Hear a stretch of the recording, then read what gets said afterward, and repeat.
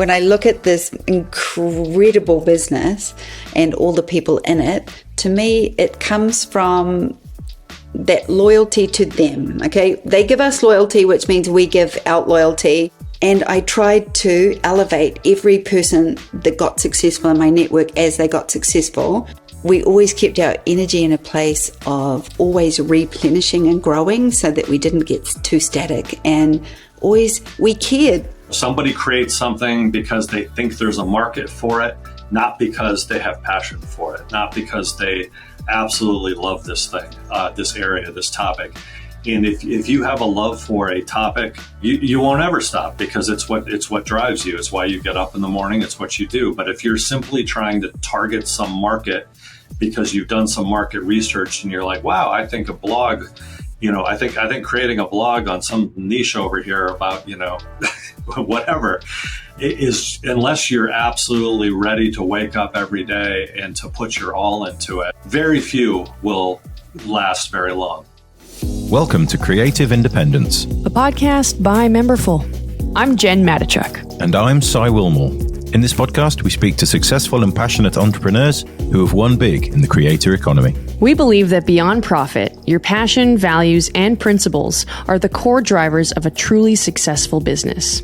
While there could be short-term success focusing purely on profit, these other three drivers will determine the longevity of that success. Today, we're joined by Sue Bryce and Craig Swanson of Sue Bryce Education, a platform to mentor and empower tens of thousands of photographers using Sue Bryce's signature techniques in photography and business. Hi, Craig. Hi, Sue. How are you doing today? You both keeping well? Very good. Thanks for having us. Wonderful. Thank you. Sue found what made her unique within her passion of photography and pushed that as far as she could. She took a niche within photography and put her unique spin on it in order to stand out from the crowd and allow her to pursue this passion. I realized that there was a style of photography around in the 80s that I really loved. It was glamour photography, but then it was such a niche and it died because it was so gaudy and, it changed with the times. But I was young, I was in my early 20s when that was happening. You could see this celebrity photo shoot on TV and people wanted to have this experience. And I was like, so what I did was I modernized it. I took what was really good about glamour in the 80s, and during the 90s, I just copied fashion photographers, but I created this experience that nobody else was giving everyday women. So by the time I came to the platform, Craig's platform, in 2012, I already had a little business model that was turning over almost $1 million a year with 6 staff, including myself. It was a boutique business, and it was a luxury business that survived that entire downturn of the crash. And here I was earning this luxury, building this luxury little boutique business, and it was thriving because people really wanted what I had. So for me, it was more experience-based. And yes, the photography style is an important part of what I was doing, but that just got me noticed. It was really the experience I was giving everyday women at the time was nowhere to be seen, and now it's everywhere. What initial tips would you give to someone who wants to become a professional portrait photographer? If you're going to master 3 things in business, you've got to master your craft. So even if you develop a product or design a product or sell somebody else's product, you're going to have something good to sell, right? So whether it's yours or craft or theirs, that's your mastery. And then the value of being able to sell it comes from you. So, some people can't say that this is $500 and some people can't say this is $50,000, but someone can and someone does and someone gets that money. So the self-value component really came down to, until you infuse your service, your product, your business, and your price list with value, you're truly not going to sell anything. There's a difference between being an educator and, maybe an influencer or an industry thought leader. Can you share some thoughts about why you believe that these are so different, and which do you think that you would prefer and why? I feel like the biggest things when you create content are education, engagement, emotion, entertainment, right? We want to be engaged. We want to have some form of emotive response, whether that's laughter, joy, tears, active tears, whatever, connection. We want to engage in a community, and we want to be entertained. But the problem is a lot of people are really good entertainers. They'll get up and entertain you, and that's great. You're paying for entertainment. But when you pay for education, we call it meat and potatoes. You've got to cut all the BS out of your content, and you've got to deliver meat and potatoes, because I teach in bullet points. I teach in linear steps. I teach people the linear steps they have to walk to get to the next step, because then online education is quantifiable. And when it's quantifiable, it will keep them coming back to me every single week, because what's going to motivate you when you turn off that computer, what's going to motivate you to pick up the work and do it on your own? And that is truly the step-by-step, the actions you have to take one step at a time. And because it's quantifiable, I could keep people in my network for a long period of time, because they have to really cross each path of, I'm going to break through selling to the next step. I'm going to break through my money goals for the next year. These things don't happen overnight. When you're building a business, there will be things you'll love doing and things you won't feel motivated to do. Sue realized this early on and surrounded herself with a great team. This allowed her to focus on her passion and values within the business while keeping the business going. The person who has made that difference? Craig. As a photographer, and particularly when I went onto Craig's platform in 2012, which was my first international broadcast, it was my first live broadcast, and it was my first ever free broadcast where I was putting all of my content out there to the world. I didn't have a Facebook page at that time. I got 11,000 followers just that weekend, and then it went to 380,000 just on that Facebook page over the next 5 years. And I was building that community in Facebook. I was actually using the free group in Facebook. And I had a free group that I was just constantly speaking to. And it got to 50,000 photographers just in a free group with my name on it. And by the time I was using this group to push the content I'd filmed on Craig's platform to sell it, because it existed as a workshop and I was getting a commission for it. And it worked really well, but I just had so much more content coming out of me.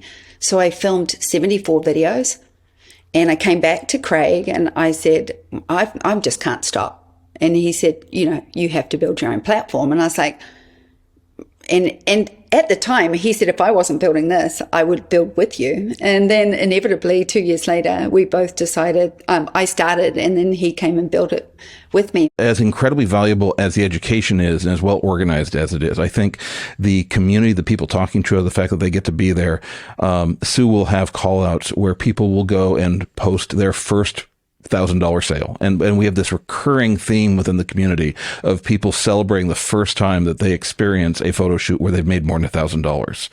And that is such a breakthrough for individuals. And it is such a validation for people that are just starting on this process that it's possible.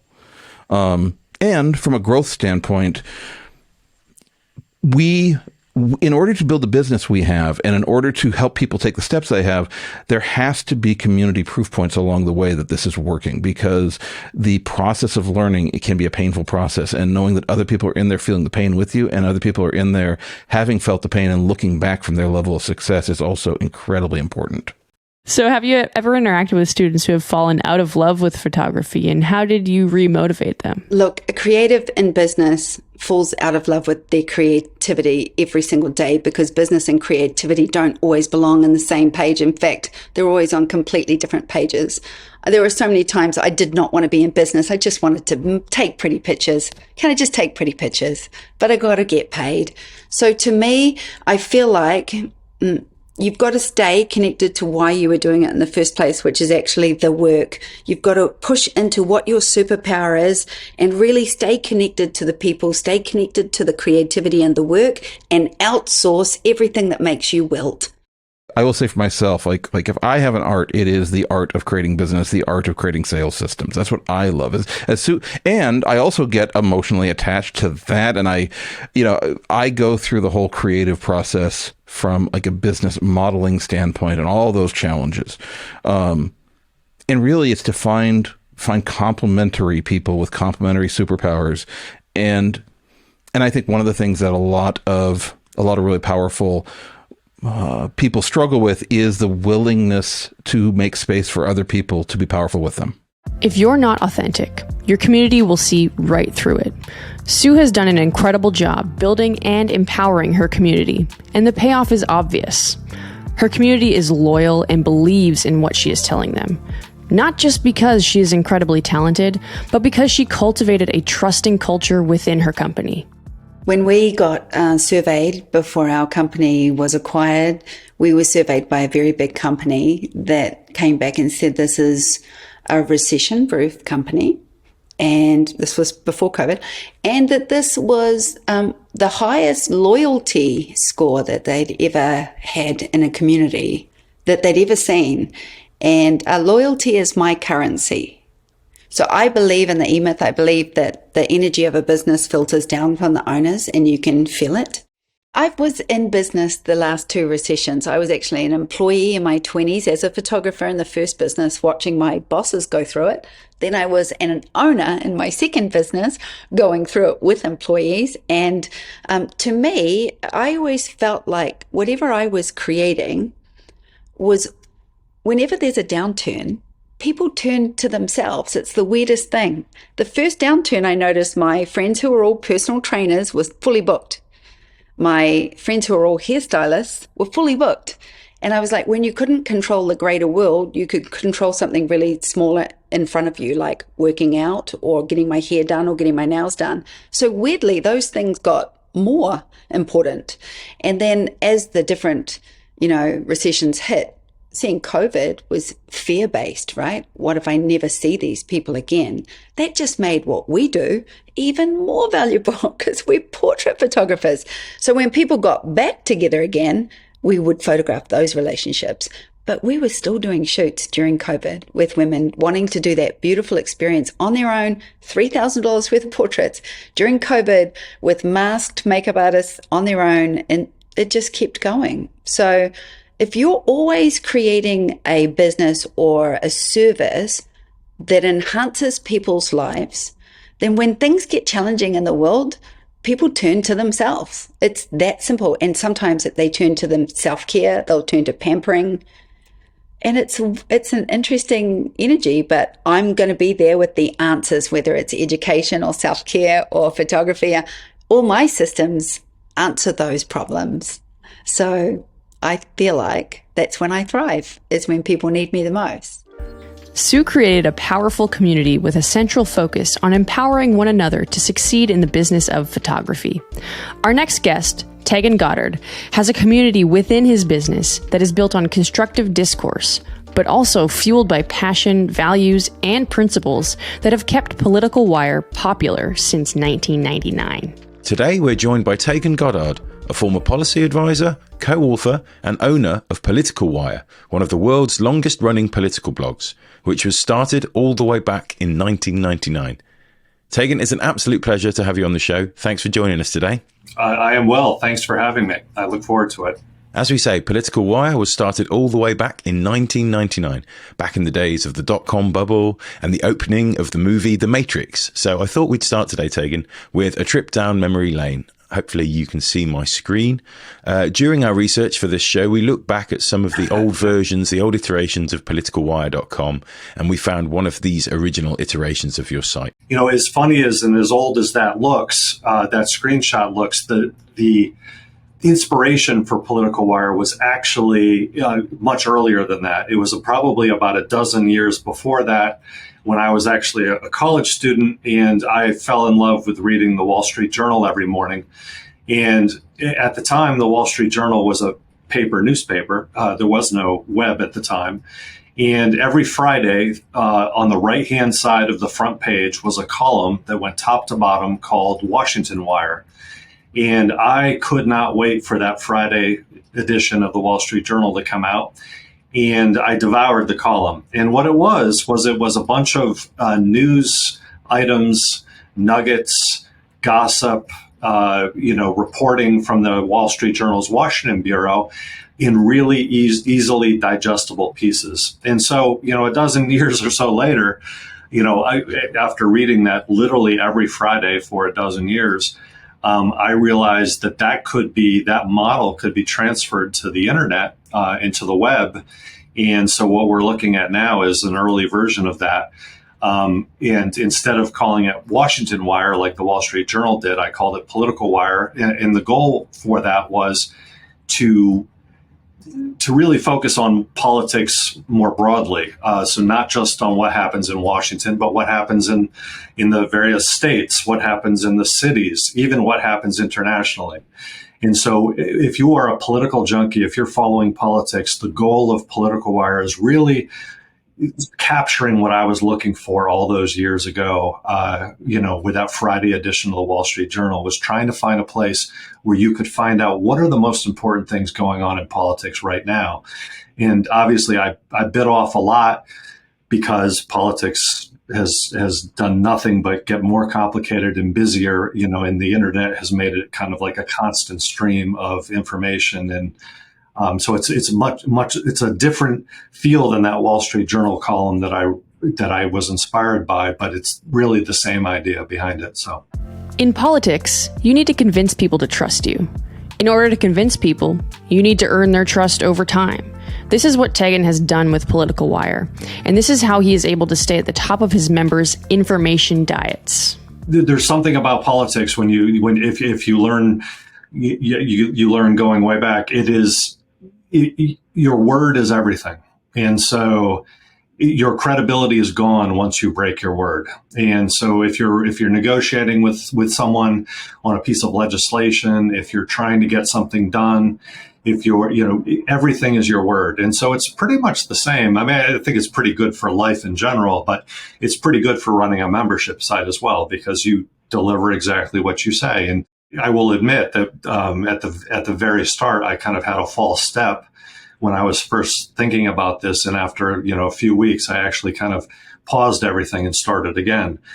Because I wasn't sure that I had it exactly right. And it is one thing where I've seen a lot of people they over-deliver, or they over-promise what they can deliver, because the time is time. So, we only have limited amounts of it. But I think that's the key thing, is you just want to keep your word, from the very beginning. And so I've been fortunate that over the period of running this, I think it's over 7 years now, actually, that I've been running a membership on Political Wire. And it's been that, I think that's the key to it, is, deliver what you promise, and if you can, over deliver.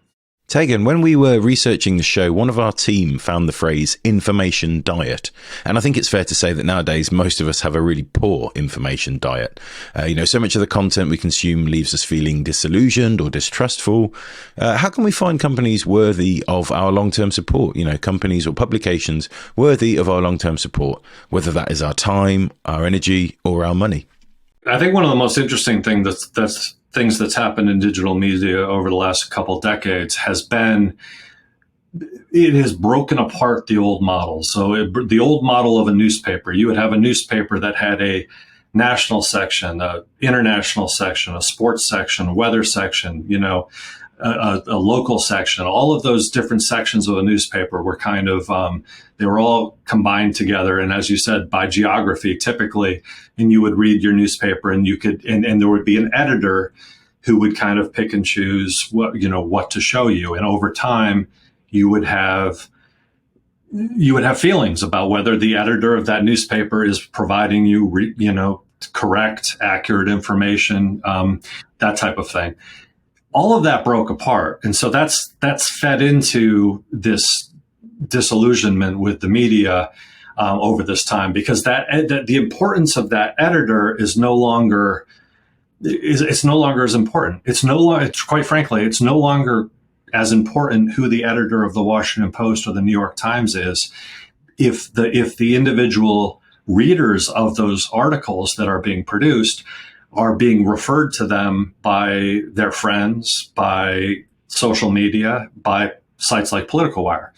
And so all of a sudden, you've got a lot of different people who are kind of making the editor less important and who are recommending articles that you should read. And so you're now the basis for you trying to understand what is factual, what is good information becomes a little bit harder because you've got a lot of people pointing a lot of different stuff at you. And so I think what happens is that you have to kind of settle on places, settle on, social media influencers, settle on sites like Political Wire, who can help sift through some of that and recommend things that they think are good. So in a lot of ways, what has happened with this disintermediation of the traditional media, that's been extremely good for a site like Political Wire.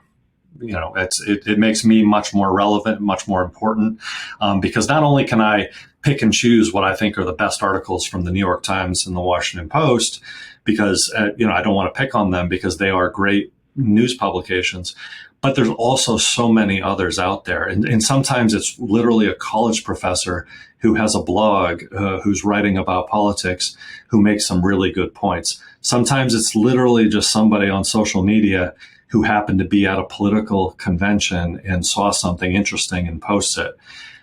So the sources of information are much, much diverse. And I think that the old, while as much as I value traditional newspapers, it becomes much harder for them to stay up to date and current, versus a site like Political Wire, which, my goal is every time you load Political Wire in your browser, you will see what's important right now in politics. Without dialogue within a community, you can't fully harness the potential power of your business. If you have the opportunity to encourage this, you'll encourage trust in your business along the way. Taegan fully believes in this aspect of the community. It's one of his core values. Political Wire, unlike, say the Washington Post, which originally was founded as a, geographic-based newspaper, Political Wire is not geographically constrained. It finds people who are just like me. It attracts people who are political junkies. These are people who are, as knowledgeable as anyone in the world about politics, who follow it with a passion and who, quite frankly, know an awful lot. And so by encouraging dialogue with your readers, you can learn an enormous amount from them. Not only can you learn, it's almost like Political Wire gets edited in real time in some ways, because, there might be a nuance of an article that perhaps I missed, or there might be, another fact or another article that's appeared somewhere else. And by having that dialogue with readers and allowing them to be interactive and to share what they do in the comments, is extremely important. And so it's not rare at all for me to post an interesting story or something I thought was interesting, and within a period of an hour to have 300 or 400 comments on it, because people are really passionate about politics, and that they have a lot to add. And so I learn an enormous amount from my readers. Yeah, I mean, it's one of the greatest things about the internet. And I think we've all, no matter what your interest is, I think we all see this. We all love the fact that whatever you're interested in, there's a place for you somewhere on the internet where people are talking exactly about that. Even just very, very special things. I was having a problem with my car over the weekend, and I was able to search, for exactly that problem. And I found that there was a dozen people, talking about that exact same problem that they were having with their car. I mean, it's crazy, but it is what makes the internet so incredibly special to all of us. But it's also, when it comes to politics and Political Wire, Political Wire has become that kind of hub for us to kind of, join together and try to understand what has become a really crazy political world over the last few years, and try to make some sense of it, and to try to follow it and try to predict what's going to happen. Do you have any favorite interactions that have happened over the years, or anything that comes to mind? Or least favorite, perhaps? My interactions, really, I don't think that there's a day that goes by where I don't learn something interesting from my readers. So they tend to be, way ahead of the curve on so many things. It was not a surprise to most of my readers that Donald Trump won the Republican nomination in 2016. They saw what was happening to the Republican Party over several years prior, actually, maybe even going back a decade or so. And they saw what was happening, and it became very clear to them as the primary season heated up in 2016 that Trump was going to dispatch most of his competitors, if not all of them. And they were on top of that. They were before most of the traditional media was. So, many pieces that, there were news organizations that actually treated the Trump campaign back in 2016, late 2015 and 2016 as nothing more than celebrity news. They thought it was a stunt by Trump. They didn't take it seriously. And, sure enough, he ended up becoming president of the United States. And so, if you were on Political Wire, you would have seen that and you would have understood what was going on, because not only was I reporting on it, but also the readers were seeing exactly what was happening. So it's a really interesting dynamic. And so Political Wire wouldn't be what it is without its readers. And so inviting them into this membership where they also get, additional analysis and additional benefits by being members is really important for just nurturing that community. And, it has the side effect of making it a vibrant, business for me to support my family. Perhaps we can finish with a question for any budding entrepreneurs out there, maybe people who might be looking to emulate your success and start a blog, or a political blog more specifically, or maybe looking to start a membership business in general. And more importantly, these people want to still be going strong 23 years later, which is absolutely mind-blowing. Taegan, what's your main piece of advice for people like this?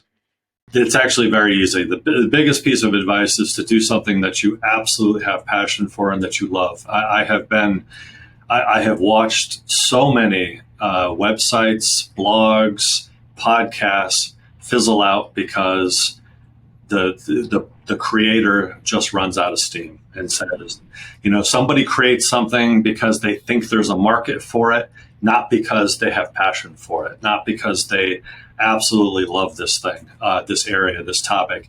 And if you have a love for a topic, you won't ever stop, because it's what drives you. It's why you get up in the morning. It's what you do. But if you're simply trying to target some market because you've done some market research and you're like, wow, I think a blog, I think creating a blog on some niche over here about, whatever is, unless you're absolutely ready to wake up every day and to put your all into it, very few will last very long. So, people will just fizzle out. And what happens is you don't really get if you try to create a membership program, you'll find, the readers, they see that. They see where your passion is. And they see that all of a sudden, you're kind of pooping out there. You're not putting out the stuff that you said, because actually, quite frankly, you're getting bored with it. And, that's not a good reason to start a business. So, it's really the only thing. I mean, the good news is there are so many people out there who have so many passions, and and if you're interested in doing this, it's very possible. So I don't want to discourage anyone from doing it, but that's the thing, is if you're interested in doing it, just make sure you have a real passion for this, for your topic, and that you wake up every morning wanting to keep going. Because both Sue and Taegan rooted themselves in their passion, values, and principles, they've cultivated strong, loyal communities that thrive alongside them. We believe that beyond profit, your passion, values, and principles are the core drivers of a truly successful business. While there could be short-term success purely focusing on profit, these other three drivers will determine the longevity of that success. I'm Jen. And I'm Si. And this is Creative Independence, a podcast by Memberful. Thank you to Sue Bryce, Craig, and Taegan for joining us today. You can find Sue Bryce at www.suebryceeducation.com. You can find Taegan at www.politicalwire.com. And you can find us at memberful.com. Thank you so much for listening. Be sure to leave us a review, and we'll catch you next time.